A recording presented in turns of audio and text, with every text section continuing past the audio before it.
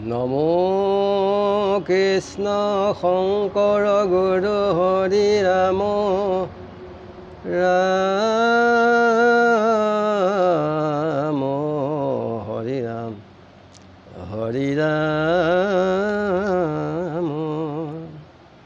ঢৌ আৰু যক্ষৰ যুদ্ধ পদ দ্বিতীয় খণ্ড। ৰাম নৰাজ কনিয়ালৈ আঞ্জলি কণিকাশ সোপাত বিপাত খৰ্গ সৈন্য চন্দহাস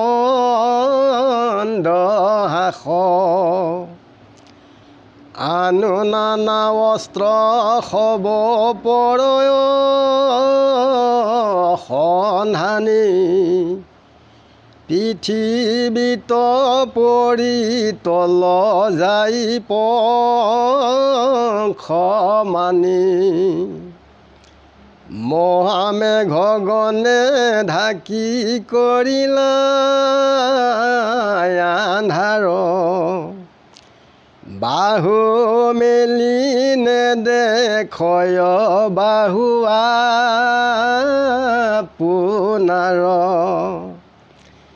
চিকিমিকি কৰি মেঘে বিজুলি প্ৰকাশে ভয়ংকৰ নাদে গুৰ্বি নিৰগৰ ভখে অসংখ্যাত ৰথি খেদি আহে অস্ত্ৰ ধৰি অনেকৰা হুত আহে ঘূতকত চৰি অসংখ্য পদাতি আহে খান্দাবাৰু তুলি নিপতিক লাগি ধাৱে কাত বুলি অনেকক বন্ধ আহি আগত মিলয় কিল কিল কৰি বাহু মেলি খেদি যায় গিৰি গিৰি কৰি ধাৰে অনেক চামুণ্ডা গান্ধী মুণ্ড পুণ্ডা দীঘ তুণ্ডা মুণ্ড লণ্ডা আকাশ লংঘিয়া জলে পচন্দ অগণি নিপতিক বেৰি আহে দসুদি খেচানি পৃথিৱী ঢাকিয়া কতো বেৰিয়া হে জল একো একো ঢৌ যেন পৰ্বত সচল মৈতে অৱদতি শুনা কুৰুবীৰ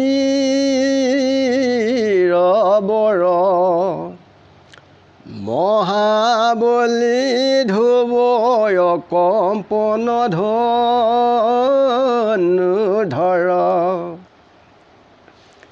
যত যত মায়া কৰে গুইসকলে সমস্তে নিপতি চাহি আছায় বিকলে যাৰ যোগ্যত পৰ মহিমা বিপৰীত দেখি ব্ৰহ্মা মহেশ্বৰ ভৈলা ভয়ভীত নিজৰ পেজাকো দেখা দিলা নাৰায়ণে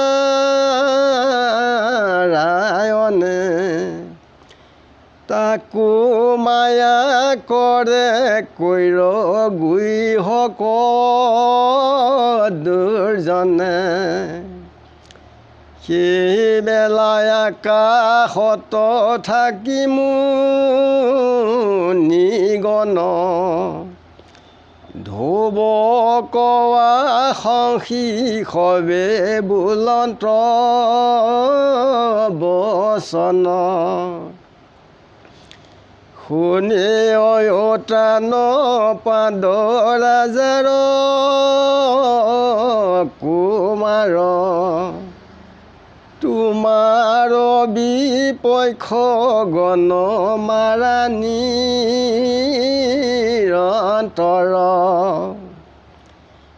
ৰাখিবা তোমাক ভিত্ৰ ভয় হাৰি হৰি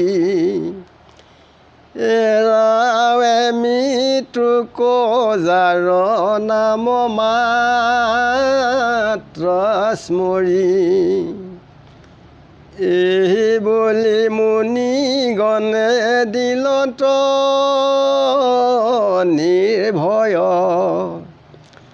শুনি মন তুষ্ট ভৈলা ধুব মহাশয়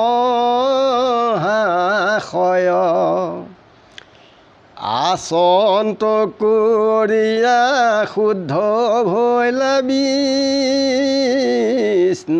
স্মৰি পচন্দ কুদণ্ড খণ্ড বাম হাতে ধৰি ৰাক্ষসৰ মায়া দূৰ কৰিবা কপতি নাৰায়ণ অস্ত্ৰ জুৰি লন্ত মহামতি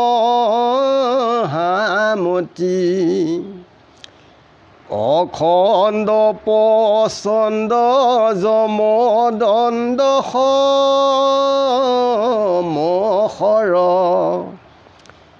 দেৱাসুৰ নৰ সৰ্বজন ভয়াঙ্কৰ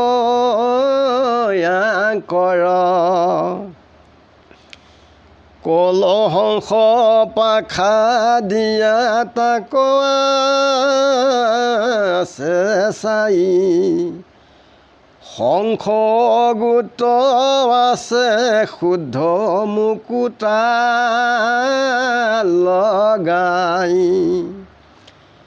নানা ৰত্নে গঠিত দেখন্তে শোভন অগ্ৰভাগে তীক্ষ্ণ তৰ বৰজৰ সমান গুণত জোৰন্তে মহি কম্পিল সকল আকাশ লংঘিল ঘোৰ সাগৰ জল স্বৰ্গত নক্ষত্ৰ গণে সবে চুৰিল খণ্ড খণ্ড হৈয়া মেঘ গণ দূৰ হৈল ঘোৰ অন্ধকাৰ গুহ্যকৰ মায়ামণি দূৰ ভৈলা নাৰায়ণ অস্তৰ সন্ধানী মূল মন্ত্ৰ পঢ়ি অস্ত কৰিলা সন্ধান অস্ত্ৰ হন্তে বাহিৰাইলা কোটি কোটি বান অগ্নিৰ ফলিংগ যেন যাই যাকে যাক খেদি খেদি হানি মাৰে গুইহক সেনাক যেন কোনো জন্তু তলভিয়া মহাভয় যাকে যাকে মোৰা উৰি বনত পহয় সেইভাৱে অস্তৰণি কলিজত সৰ খেদি খেদি সেনা হানি মাৰে গুইহকৰ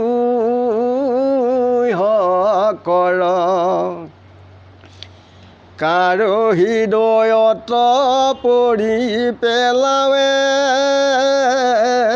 বখালি কাৰো গান্ধী মুণ্ডে পৃথিৱীত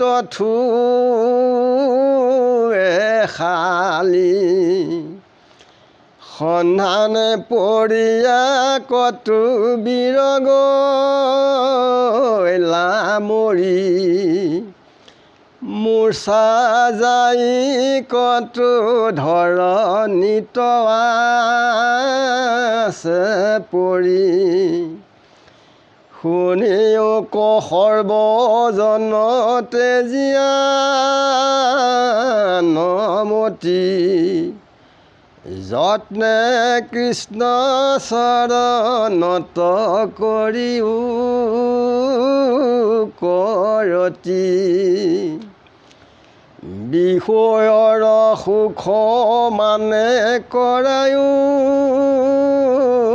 পখাম শ্ৰী বিষ্ণু ভাৰতী ভনে বোলা ৰাম হৰি ৰাম কৃষ্ণ শংকৰ গুৰু হৰি ৰাম।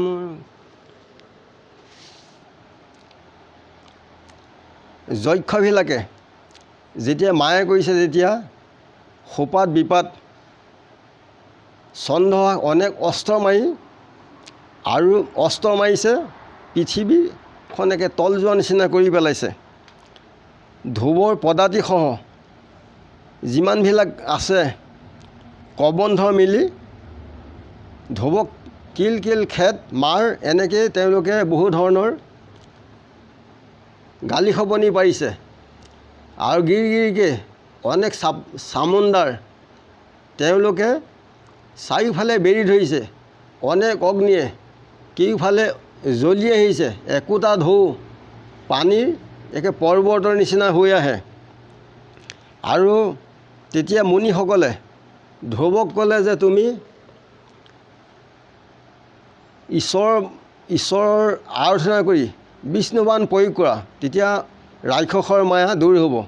তেতিয়া ধ্ৰুৱই কালহংস পাখা দিয়াৰ মন্ত্ৰগোট বৰ তীক্ষ্ণতৰ বৈষ্ণৱ অস্ত্ৰ, সেই অস্ত্ৰৰে সকলোবিলাক মায়া দূৰ কৰিছে। মন্ত্ৰ পঢ়ি যিমানবিলাক আছে তেওঁলোকৰ বাণ চব কাটি নাইকিয়া কৰিলে। যে অগ্নিৰ পৰা যেনেকৈ ফুল্লিংগ হয় জাকে জাকে সেই অস্ত্ৰৰ পৰা সেই গুইহকবিলাকক খেদি খেদি মাৰিছে।